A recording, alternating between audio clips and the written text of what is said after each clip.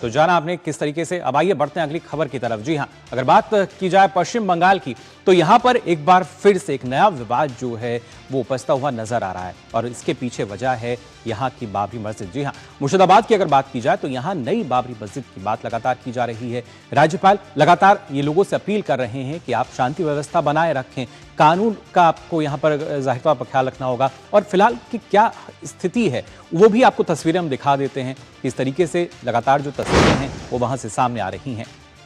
मुर्शिदाबाद की अगर बात की जाए, रेलवे स्टेशन की हम बात करें, कड़ी सुरक्षा है, जो पुलिस बल हैं वो तैनात किए गए हैं, सुरक्षा एजेंसी जो हैं, और खासतौर से ऐसे में पूरी तरीके से अगर देखा जाए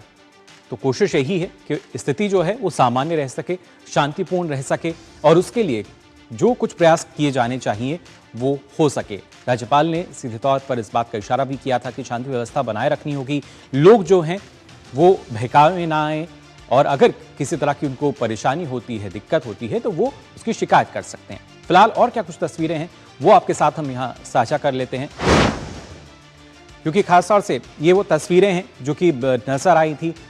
लेकिन कैसे इन तस्वीरों के जरिए आप अंदाजा लगा सकते हैं, जब मस्जिद निर्माण की बात वहां की गई थी तो इसके जरिए स्थिति क्या बनती हुई नजर आती है। और खासतौर से जब इतनी बड़ी तादाद में आप देख सकते हैं लोग जुटते हैं एक साथ, तो कहीं ना कहीं इस तरह के कोई भी जो विवाद है वो कैसे बड़ा हो सकता है, या वाकई इस विवाद को बड़ा करने की यहाँ पे कोशिश की जा रही थी। आप देख सकते हैं कैसे जो लोग हैं वो जा रहे हैं यहाँ पर। और अगर देखा जाए सुरक्षा की दृष्टि से, अगर देखा जाए, आपको बता दें इस मस्जिद का जो निर्माण है वो कोलकाता एयरपोर्ट के पास होने की बात कही गई। और आप देख पा रहे होंगे जो लोग हैं कैसे जो ईंटें हैं वो यहाँ लगातार लेके जा रहे हैं और कोशिश यही की जा रही थी कि व्यवस्था कैसे शांतिपूर्ण रह सकती है। लेकिन शायद लोगों को भड़काने का काम यहाँ पर किया जा रहा है और कोशिश यही है कि कहीं ना कहीं जो स्थिति है वो सामान्य ना रहने पाए, क्योंकि इसको लेकर लगातार हमने देखा था कि किस तरीके से जो अलग अलग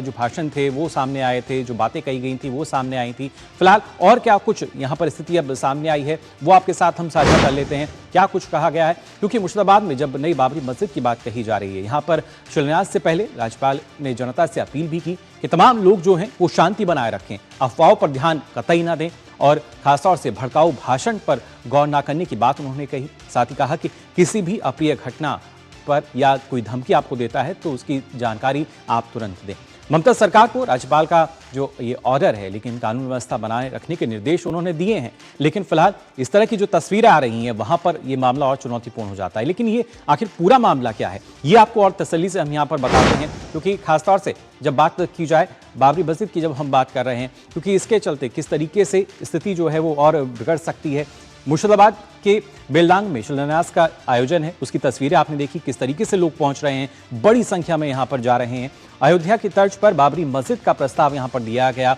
और यही रट लगातार वो यहां पर लगाते हुए नजर आए और उसी को लेकर राज्यपाल ने यहां पर अपील भी की। टीएमसी के पूर्व नेता हैं हुमायूं कबीर, जिन्होंने ये प्रस्ताव दिया था बाबरी मस्जिद का, और मुर्शिदाबाद में बाबरी मस्जिद के निर्माण पर यहाँ पर अड़े हुए हैं, लगातार यही राग लापते रहे कि बाबरी मस्जिद यहाँ बनाएंगे और उसी वजह से पार्टी ने हुमायूं कबीर को लंबित भी किया। लेकिन स्थिति जो है वो वहीं पर थमी नहीं है, अभी भी वही हालात हैं और कलकत्ता हाई कोर्ट में याचिका जो है वो दाखिल भी की गई थी। लेकिन इस याचिका की अगर बात की जाए, यहाँ जो बात कही गई थी याचिका में सांप्रदायिक तनाव का हवाला दिया गया था, लेकिन कोर्ट ने क्या कुछ कहा है वो भी आपको हम बता देते हैं। जी हाँ, कोर्ट का क्या कुछ कहना है। दरअसल कोर्ट का सीधे तौर पर यही कहना है, कलकत्ता हाईकोर्ट की अगर हम बात करें, उसने हस्तक्षेप से इसमें इनकार कर दिया है। याचिका में समारोह पर रोक लगाने की मांग की गई थी, प्रशासन को कानून व्यवस्था बनाए रखने की राय जरूर दी गई है, लेकिन हस्तक्षेप यहाँ पर नहीं करने की जो स्थिति है वो फिलहाल सामने आ रही है। और कैसे ये जो तस्वीरें हैं अपने आप में कहीं ना कहीं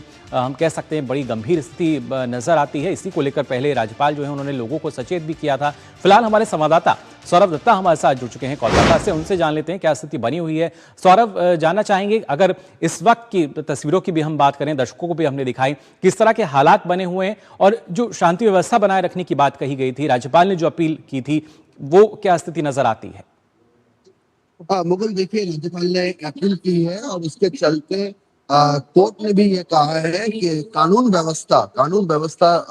बहाल रखने की जिम्मेदारी वो स्टेट एडमिनिस्ट्रेशन पर है। तो उसके चलते वो तस्वीर आज सुबह से दिखा रहे हैं कि रास्ते रास्ते पे बहुत सारे police force, RF, RP, rapid action force, RAF वो मुतयन किए गए हैं, यहाँ पे डिप्लॉय किए गए हैं यहाँ तक बेलडा का जो नियर बाय जो रेल स्टेशन है उसमें भी आरपीएफ भी वो भी अलर्ट है, क्योंकि देखा जा चुका है कि पिछली बार जब सीए हो, एनआरसी हो या फिर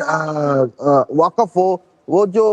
वक्फ संशोधन आइन जब आया था, संशोधनी आइन जब आया था, तो तब क्या हुआ था, तब यहाँ पे जो गवर्नमेंट जो प्रॉपर्टीज है, सेंट्रल गवर्नमेंट जो प्रॉपर्टीज है, इस पे जी ज्यादा हमले हुए थे, तो इसके लिए आरपीएफ भी तैनात है इसके चलते। लेकिन इस पूरे मामले में जैसे कि आपने कहा कि हुमायूं कबीर पर निलंबित किए गए जो तस्वीरें हमने दिखाए, जो लोग वहां पे जा रहे थे ईटा लेके, सर पे ईटा लेके शिलान्यास कार्यक्रम के लिए, हर बार ये कहना है कि वो ममता से नाराज है, सीएम ममता बनर्जी से नाराज है। तो हमने पूछा कि आपके नाराजगी का कारण क्या है, तो वो कहते हैं कि देखिए, जो भी हमसे वादा किया गया था वो सारे वादे टूट गए हैं। जी एसआईआर के बारे में कहा गया था कि एसआईआर को यहाँ पे लागू नहीं होने देंगे,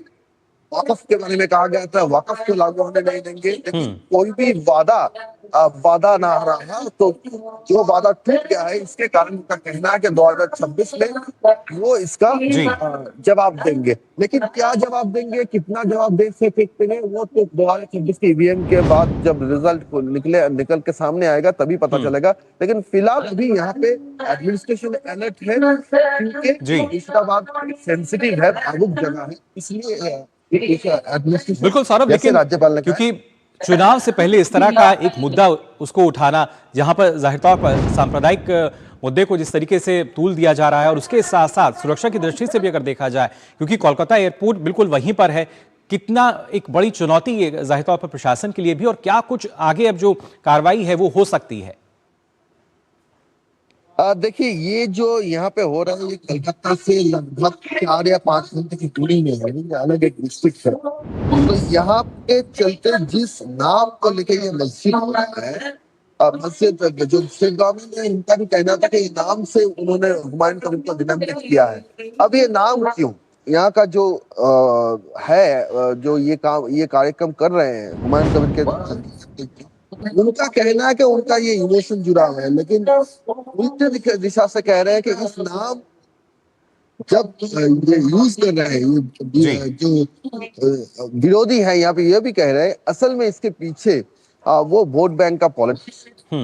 इसीलिए ये सब हो रहा है। यानी वोट बैंक की राजनीति के लिए इस तरह का जो कदम है लगातार उठाया जा रहा है, लोगों को भड़काने की कोशिश भी की गई। इससे पहले कई मुद्दे हमने ऐसे देखे हैं। फिलहाल देखना होगा यहां पर और क्या नया मोड़ जो है इस पूरे मामले में नजर आता है। बहुत बहुत शुक्रिया सौरभ दत्ता आपका हमारे साथ जुड़ने के लिए।